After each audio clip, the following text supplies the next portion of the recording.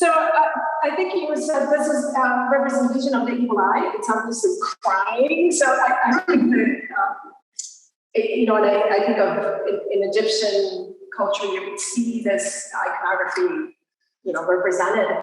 But it also, I feel like the eyeball itself, the iris or the pupil, it's almost breast-like also, which is interesting because you do have these breast-like protrusions of a lot of work. And so I do think, and actually that was something that we haven't discussed, but I was thinking the feminists in a lot of the work. There's definitely a sort of an extroverted like display of the feminine body, whether it's the breast, emotions, that kind of thing.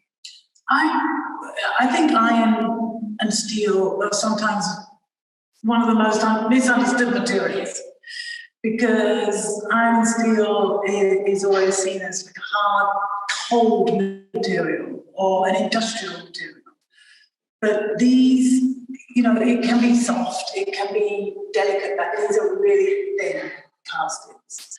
And they're ornate, they're decorative. And one of the criticisms I had early on as a sculptor working in steel was that my work was decorative, and I'm like, I don't care. That's what I make, But I don't think it's decorative. I think it's actually, there is intention with the placement of objects, but I enjoy that kind of lyrical language sometimes, and the voluptuous forms, and some of my most favourite sculptors like Nicky de there are references there.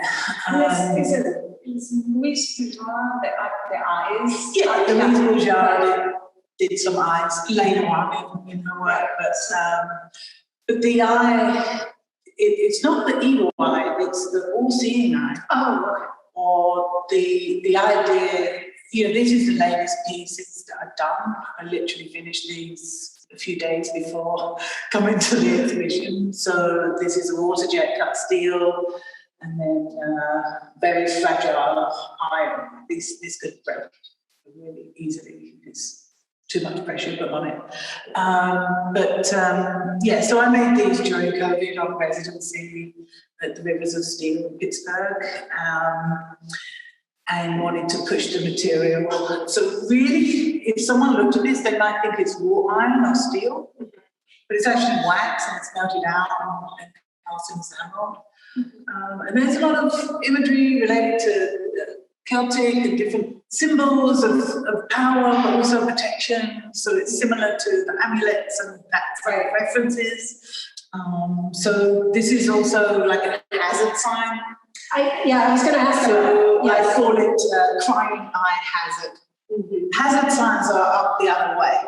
Right. They go like that. Right. This one is like that. So it's alternate to the hazard. So hopefully if this is in your room, it will protect you from the evil eye. This is the opposite of the evil eye. Yeah, and I think it's almost like another part that makes it that sort of rebellion against the minimalist, sort of macho, like, you're doing it wrong because you're representing, the decade. Because you have a little, you have a little baby. But sort of taking it further, like, making something that comes off, almost like something you would put on the fridge, or, like that is actually kind of rebellious, I think, and has that attitude of like, no, I'm going to make it. Well, it's a fluidity. It's about fluidity. So the molten iron is fluid. These star pieces are fluid. They can move. They can go. Somebody could literally take it with it. And I love that idea of transience and not being static, because everything is moving. Everything is moving through the right. And this idea of making a sculpture that is static and is going to stay there, it's like that's kind of ridiculous, because it's going to stay there. Maybe it'll stay there for 80 years if you're lucky, and that's not permanent, is it? Right. So it's have some fun with it. Yeah. Yeah, and I can imagine that, you might decide to put those in a different sculpture. And you're not married to one location or one sculpture.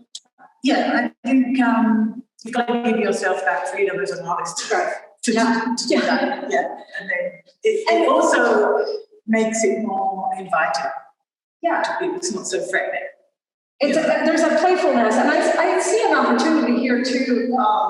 In that, I love the magnet, and I'm wondering if there's some potential for interactive.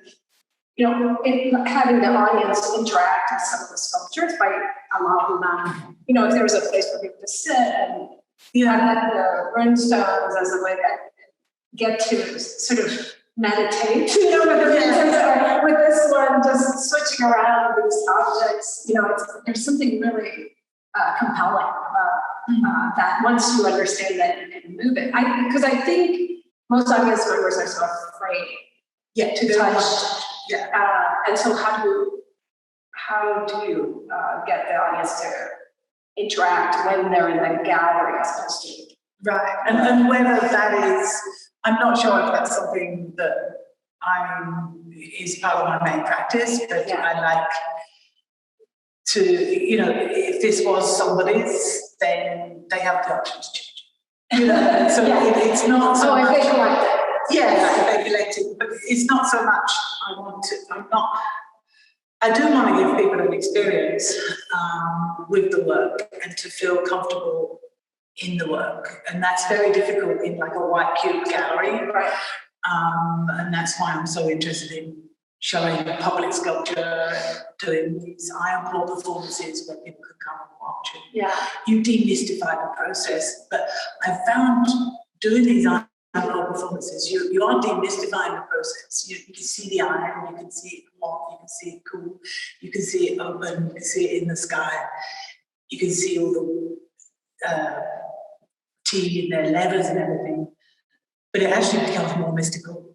Right. It's demystified, but it's not even more magical than you would imagine. Well, I think heat and fire is so prime to the human, but there's no, the audience can't help themselves but respond. It's sort of like when you said that you give someone the camera, we were talking about when you do a performance and you give someone the camera, some video cameras that record what you're doing, but then they get so emotionally involved, engaged in the piece when it explodes or it happens that they pull back or they don't. They go to look at something else. Yeah. But the triangle is also a symbol of fire. Yeah. So the actual fire, the mountain shape is something that I refer to a lot. I've done it in my volcano furnace, and then this hole in the middle is basically the hole into another world. Right. Which is this is not good conception core of the right. Or the furnace. Yeah. The portal. Yes, the portal. Is the portal. Right. Yes. Yeah. And the eye is the portal. It also, it has the portals. Yeah. It could open the eye. The mirror. Good mirror. Yeah. But yes, so I think that really wonderful chatting with you, Alexa. I appreciate it. Yeah, thanks for telling us about the work. The show is up until June 12th. So come on by the Northeast Sculpture Factory and you can email with any questions. Thank you. Thank you. Perfect. Okay. See, that was a good conversation about that. Oh, that was good. I learned a lot, actually. And it's dirty. Oh, great. This is the it's eternal, I think. I don't know. Maybe you managed to.